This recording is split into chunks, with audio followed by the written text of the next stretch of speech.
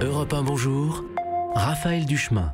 6h20 sur Europe 1. Le droit à l'erreur est une des priorités du gouvernement. Il est même l'une des pierres angulaires du texte que présente aujourd'hui Gérald Darmanin en Conseil des ministres. Bonjour Jérôme Thureau. Bonjour madame. Merci d'être avec nous. Vous êtes avocat spécialisé en contentieux fiscal et membre du cercle des fiscalistes. Quand on parle précisément de droit à l'erreur, de quoi parle-t-on exactement ? On parle du problème des pénalités. Qu'est-ce que prévoit le texte ? Il prévoit que lorsque un contribuable aura commis une erreur pour la première fois, l'administration ne pourra pas lui appliquer une pénalité, une majoration, sauf si elle démontre son absence de bonne foi. Si je me trompe en faisant par exemple ma déclaration d'impôt ? Oui, exactement. En faisant pour la première fois en tout cas, je peux être exonéré de pénalité. Alors pour la première fois, vous avez raison de le souligner parce que c'est un petit peu dur tout de même. Ça veut dire que c'est une sorte de permis à points avec un seul point. Voilà. Une fois que vous avez fait une erreur, c'est fini, vous n'y avez plus droit.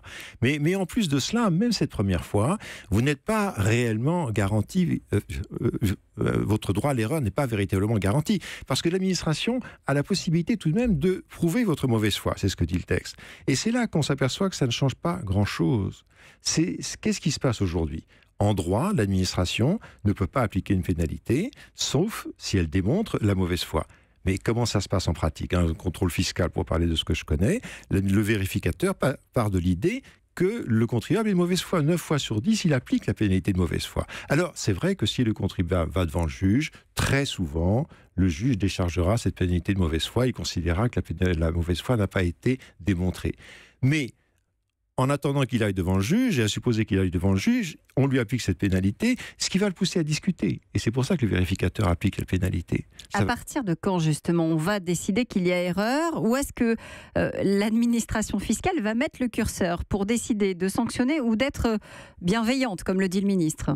Alors écoutez, 8 ou 9 fois sur 10, le vérificateur applique la pénalité de mauvaise foi, parce qu'il considère que ça lui permettra de discuter dans de meilleures conditions avec le contribuable. Parce que le but, tout de même, c'est de faire accepter l'endressement au contribuable et, si possible, d'éviter le contentieux.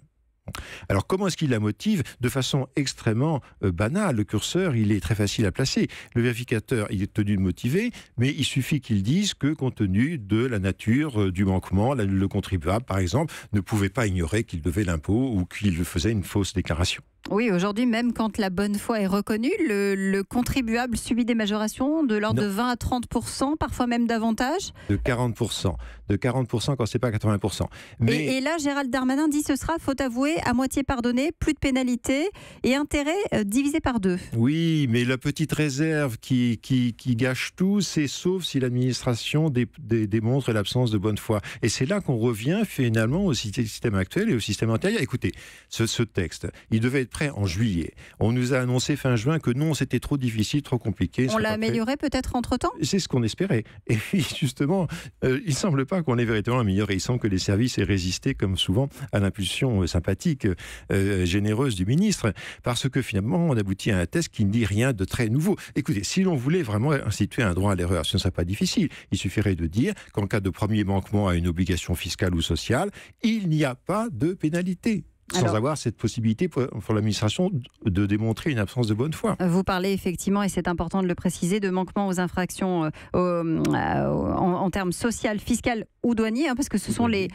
trois domaines qui sont couverts par ce droit à l'erreur.